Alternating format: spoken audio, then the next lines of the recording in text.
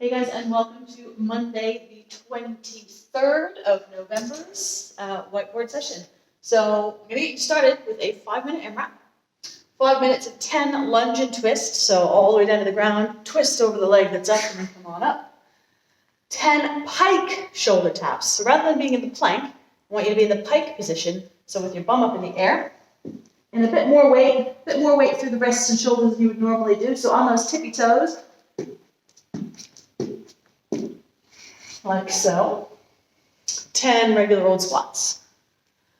And then 10 single leg glute bridges. So laying on the floor, getting your foot about 12 inches away from your bum, and we're going to drive up through the heel. That foot, the other leg's going to be up. So we're going to do 5 on one side, and then swap, and then 5 on the other. Get those hips up as high as you can. So we've got a few different things for the strength today, a little bit of a strength circuit. You're going to do 4 rounds of the following movements. 10 glute bridges. Now this is with both feet on the floor, but I would like you to either add weight or band your knees, one or the other. So, or both, I suppose. So if I have a resistance band, I can double that up, put it around the knees, just above the knees, and then when I go to do my glute bridge, the key to this, so again, feet about 12 inches away, the key to this is to push the bands out. Still going to drive it through my heels, but I'm keeping the tension on my band the whole time I'm driving my hips up and down, but pushing out on that band the whole time. If you add weight, then hold the weight, whether it's a kettlebell or a dumbbell, somewhere around the hips, and then do your glute bridge from there. Then you're going to do something called a supine skull crusher. So you're going to need your dumbbell or your kettlebell. If you have 2 of the same weight, you can do double, but single will be fine. If I grab my dumbbell. Okay, supine just means laying down on your back.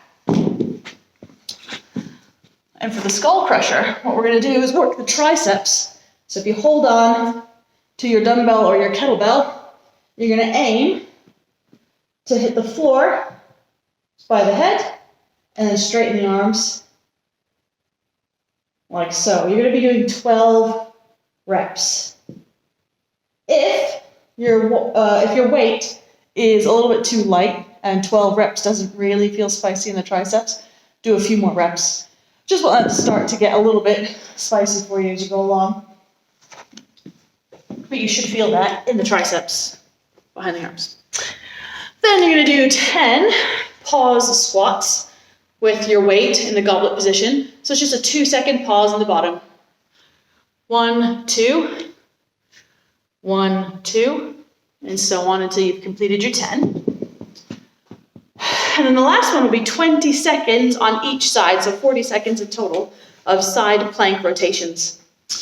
So I recommend for stability being on the elbow and have the palm of your hand flat to the floor. Get the hips up, and you're going to scoop your hand underneath and then come up.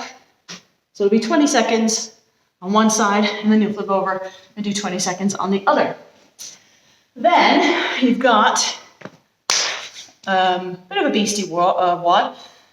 The trickiest part of this one's going to be keeping track of the number of rounds. So it's 30 rounds for time of 2 handstand press-ups, modified handstand press-ups off a box, couch or chair, etc., or our pike press-ups like we did in the warm-up. Then you do 4 alternating arm snatches, making sure that you go from one arm all the way up to the other. So alternating arm is key. You do 4 of those, and then 6 unweighted alternating leg lunges. 30 rounds for time. Okay, so figure out how you're going to keep track of that. That's going to be the toughest part of the workout, and I will see you on Zoom.